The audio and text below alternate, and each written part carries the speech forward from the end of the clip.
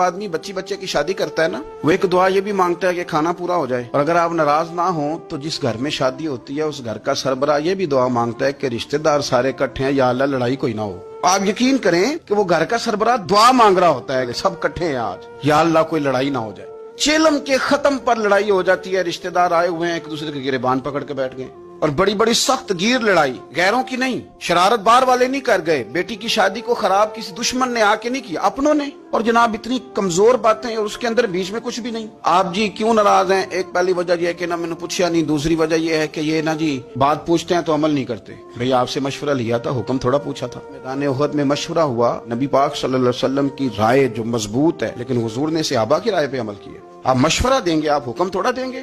ہم حکم دیتے ہیں اور اس کے بعد جی وہ فلانی جگہ پہ جی مجھے پروٹوکول نہیں دیا، اپنوں سے بھی کوئی پروٹوکول مانگتا ہے۔ اس طرح نہیں کریں۔ اللہ نے یہ ہمارے رشتے بنائے ہیں، ہمیں ان رشتوں کو نبھانا ہے۔